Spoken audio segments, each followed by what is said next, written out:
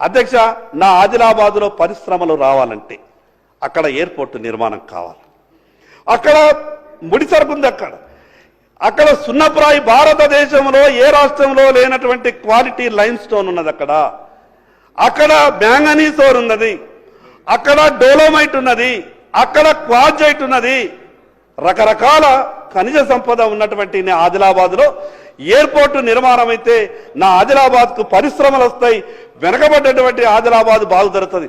అధ్యక్ష, ఇంకొక విషయం చెప్పదలుచుకున్నా. అక్కడ ఎయిర్పోర్ట్ రావడానికి ఈ రాష్ట్ర ప్రభుత్వం రూపాయి ఖర్చు లేకుండా ఒక అవకాశం ఉన్నది. కేంద్ర ప్రభుత్వం అడుగుతున్నది, ఇప్పటికీ అడుగుతున్నది. నేను మొన్న రక్షణ శాఖ మంత్రి గారి దగ్గరికి నేను మా ఎల్పీ నాయకులు మహేష్ రెడ్డి గారు మేము వెళ్ళి అక్కడ మేము మాట్లాడినప్పుడు రాష్ట్ర ప్రభుత్వంతో ఉత్తరం రాయించండి, మేము పూర్తిగా సహకరిస్తామని చెప్తా ఉన్నారు. ఇప్పటికీ 5 నుంచి 6 వేల కోట్ల రూపాయలు కేంద్ర ప్రభుత్వం పెట్టుబడి పెట్టడానికి సిద్ధంగా ఉన్నది. కాబట్టి ఈ రాష్ట్ర ప్రభుత్వం వెంటనే ఉత్తరం రాయాలి.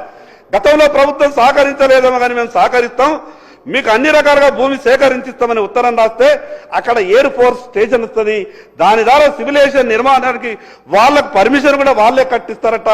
దాని ద్వారా పరిశ్రమలు వచ్చేటటువంటి అవకాశం ఉంటుంది. కాబట్టి ఆ రకంగా ప్రభుత్వం సహకరించాలని మీ ద్వారా విజ్ఞప్తి చేస్తున్నాం అధ్యక్ష.